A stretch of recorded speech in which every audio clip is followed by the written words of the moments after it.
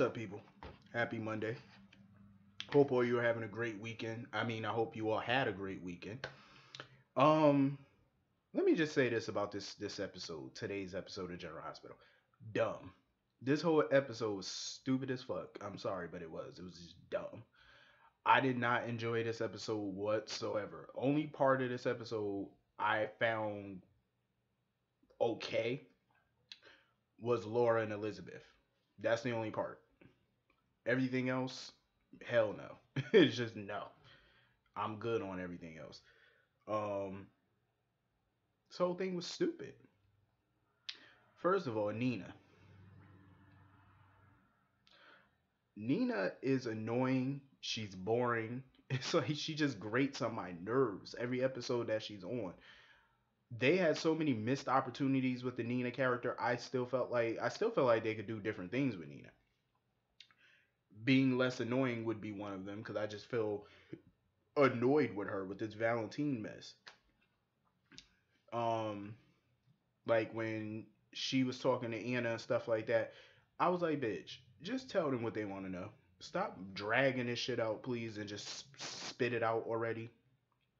Like, seriously. But after they figured, after Lulu basically talked to Charlotte, she told Anna about it, and that's when Nina told them that if Valentine wanted, Charlotte to think that this was a trip, he took her to Niagara Falls. I was like, it's about goddamn time. Like, seriously. And for the love of Christ, production. Why are y'all not trying to hide Lulu's pregnancy, M. Ryland's pregnancy? Why? Why? Her stomach, the last few episodes have been very noticeable. And I'm surprised Dante didn't just hug her and ask her, like, where the fuck did all this weight come from? Because every time she was out in the open and right in front of Dante, I just had this feeling he was about to say something about her weight. I just keep waiting for one of the characters to say something about the weight. But of course they're not. But you just get the feeling like, ain't somebody gonna say something? It's like the elephant in the room, no pun intended, because of her size, but it is like the elephant in the room. Like, aren't you gonna question your wife's sudden weight gain? I mean, she looks like a balloon that's about to pop. I'm just saying, ain't you gonna say something? Maybe suggest stop eating so much Haagen Dazs ice cream or something. Like, leave the Ben and Jerry's alone. I'm just saying, say something. Like I said, it's no shade towards M. Ryland or nothing like that. I'm talking about the character Lulu, not the actress. Well, a little bit of both, but she's pregnant, so she gets. I'm not saying she's fat. I'm just saying, because some people come in the comments taking it the wrong way, and it's not that way. It's not what I'm saying. I know she's pregnant, obviously, but I'm just saying about the character. You know what I mean? Like, hello, your wife just gained like 100 pounds. You're not saying shit about it. It's like kind of, it's the elephant in the room. Like, it's awkward. But she's frantic and stuff like that. She got in touch with Charlotte, and Valentine basically told Lulu to stop calling. He got fake passports and stuff because Niagara Falls is just the scapegoat. You know what I mean? Like, for now, it's a pit stop where they're really going. And I don't understand this for the fucking life of me. Why on every TV show or soap opera somebody always got to go to Canada when they're on the run? I was just watching Days of Our Lives, and a few weeks ago, Brady and Nicole were in Canada when she was on the run because she basically kidnapped her own baby. Because Nicole, it's a whole situation, man. It's too much to explain. But anyway, her and Brady went to Canada. I'm like, why do everybody always run to Canada? That's the most obvious place. Franco and Nina, when they took Avery, they ran to Canada.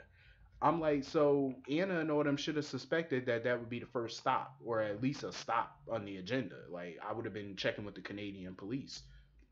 That would have been my first phone call, because everybody runs to Canada every time they're a fugitive. That's like one of their first stops is Canada.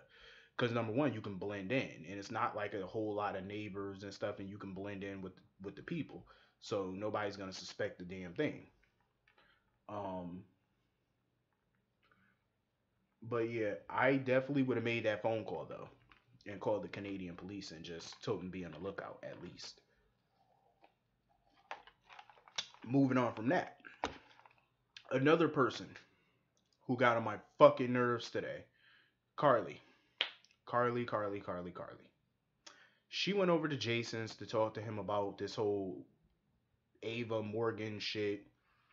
And this bitch, Jason says something to her, and she had the nerve to say to Jason, "You couldn't. You're saying something because it's easy for you to say because your two kids are alive.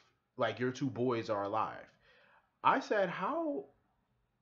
I'm like, "Why would you say something like that?" Because the way I took it was, you want him. I understand she's heard about her son. I get it, and she's kind of lashing out. I get it. But it's like the way I took it was, you want him to apologize because his two sons are alive. You want him to apologize so he should have one dead child just to make you feel happy because your child is dead. That's not his fault that your kid is dead. You can't be mad at him and Sam because and Elizabeth because they actually protect their kids. They actually do shit to make sure that their kids don't wind up in the grave. Maybe you and Sonny should have done that because I felt like Carly and Sonny are horrible fucking parents. They don't do anything that benefits their kids. Hello, Michael was shot in a coma for a fucking year. Dante shot point blank in the chest by Sonny. Christina, Morgan, Michael all kidnapped. Like seriously, what have they done to protect their children? When Michael killed Claudia, you fucking like dummies, you covered it up. Why would you cover it up? It was complete self-defense. He would have never been charged. It would have been labeled as self-defense. He would have never went to prison in the first place. Dumb dumb. And they supposed to be smart. I was so happy in 2010 because remember that episode when Michael got sentenced to prison to Pettonville for about 5 years? And I never forget what the judge. I listen, Judge Carroll. He ripped everybody in that courtroom a new ass. Everybody, Jax, Diane, Claire, Claire Walsh, Sonny, Carly, Jason. He ripped all of them a new asshole. He chewed them the fuck out for what happened to Michael because he blamed every one of them for what happened to him, and I couldn't agree more with him. They all failed that kid back then. They failed him miserably. He was like it was because of them he didn't have a normal childhood, and it was because of them. They were so damn selfish thinking of themselves. They weren't legit thinking of him. So, in my opinion, Carly and Sonny, you're no better parents than Ava. You're no better parents. Like I say, Ava, she's getting what she got coming to her. She's burned up. She's gonna be facing criminal charges. Let the law handle it. It's like, what more do you want? Okay, I get it. They want her dead, but you're not really gonna get any closure out of that. Even if she died, what good is that gonna do you? You're still gonna be grieving Morgan. It's not gonna bring him back. At least with her going to prison, she's suffering. You know what I mean? Like she goes, I don't really care at this point. I love Maura West, but I mean, here's my thing. Typically, I would suggest that she either be killed off or go to prison. But like I said before, since Sonny basically shot AJ and got away with it, I don't care what nobody say. People keep saying, "Oh, but he did go to prison." He went to prison for 5 minutes and got pardoned. And look at him, living in a fucking mansion again, running the town. What punishment was that really? Come on now, Ava. At least her punishment is severe. I mean, come on, she's burned the fuck up. She got a more harsh punishment than Sonny did. And speaking of Sonny, he goes into Ava's hospital room. She basically begging him to kill her, and he's basically giving out these empty threats, keep telling her about Connie. I'm like, I am so sick of hearing about Connie. This is the most they mentioned Connie since the bitch died. Like, I really, in my opinion, Connie was not major on this show. Like, she never really was. Even when she was Kate Howard, she was cool, but she was never major, major. I don't know why they bring her up like she was motherfucking AJ Quartermain or Emily or Nicholas. She had no significance to this show. What legacy did she leave behind on this show? She left literally no legacy. The only legacy she did leave was Crimson. That's the only legacy she really left was Crimson Magazine because that was her creation basically. So that's the only part that she left. But other than that, she had no real impact on this show. Not that I could think of. She had no real impact. So in my opinion, she's whatever. Um, Sonny, in my opinion, is a cartoon mob boss. He really has turned into a cartoon because number one, you sitting here and keep threatening Ava, and then you tell Carly and Jason, oh, your decision is Ava's gonna live. Who the hell do you think you are to make a decision about anything? It's not in your hands, and I'm glad Griffin caught his dumb ass. Like he in there basically threatening him and thought that he could talk his way out of it, and like Griffin was gonna let it go. Like no, he Griffin is not dumb. He knows that you're threatening her. He knows your history wave, and you sitting there talking, trying to get sympathy or whatever, talking about, oh, did you hear that she switched my son's pills? And I'm so sick of hearing this shit. Let the courts deal with this. Like you're a fucking cartoon character basically. Like, and I'm getting sick of it. Because number one, I feel like it's the writer's fault because they turned Sonny into a cartoon. Because I'm gonna tell you a story. This is not how the real mob works. The Sopranos was way better than this. Like seriously, Tony Soprano, come on. That was like TV mob boss right there. Like there was no watering down of Tony Soprano. You fucked with Tony Soprano, you died. You got basically. But I'm gonna tell you a story. I don't know if you all heard this, but back in the day, now you know John Gotti, the Teflon Don. Come on, everybody knows about John Gotti. He was known as the Teflon Don. He ran the Gambino crime family. He died in 2002 of cancer. I think it was lung cancer. He died in prison. Um, that was the first time he ever actually went to prison. He never got caught before that. But here's a story about John Gotti, right? The coldest shit. So one day, John Gotti's son was riding his bike, and the neighbor accidentally hit John Gotti's son with his car while John Gotti's son was riding his bike, and John Gotti's son died from that car, from that hit. So the next day, the neighbor went missing.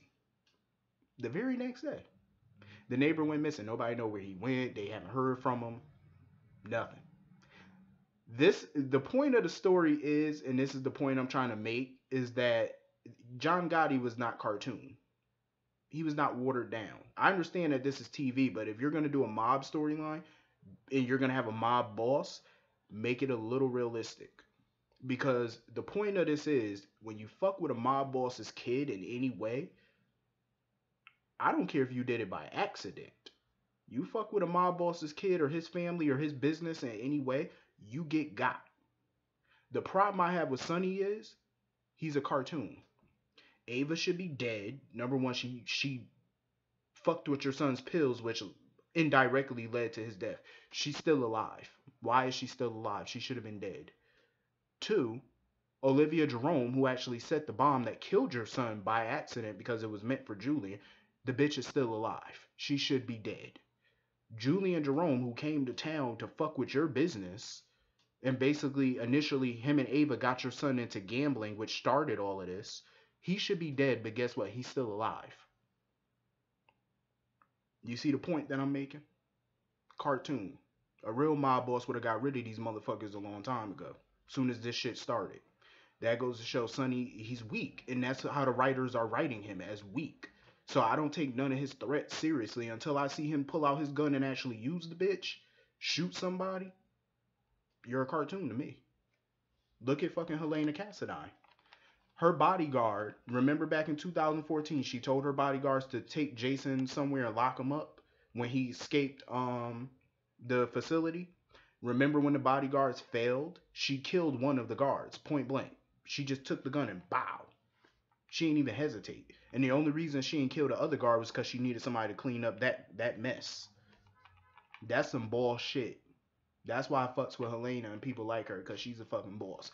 To me, she got more balls than Sonny. She shot her own guard with no hesitation, all because he failed her. Helena don't play that. Sonny, come on now. Even the Zakaras was kicking his ass. The Zakaras. Yo. I miss the Zakaras. I miss them. I can go on YouTube right now and watch old videos of the Zakar and get hyped. I missed them. Anthony was fucking crazy. Like Anthony was talking to plants and shit. Anthony Zakar was that dude. Like that motherfucker was cynical as fuck. But yo, you don't get the Jeromes are cartoons as well compared to the Zakaras. The Zakaras gave Sonny hell for years since 2007. Like seriously. But yeah, man, this is just dumb. I feel like they writing Sonny as a weak person. I don't like it. Um. So anyway, Moving on from that, Laura was telling Elizabeth that she's not a bad mother. I'm a little indifferent to that because the reason why I say that is because you're dating Franco. And did we forget that Franco kidnapped her son at birth? And yet you're dating him and you got him around your kids. Like I just feel like that's not good mother material. Um, you like she.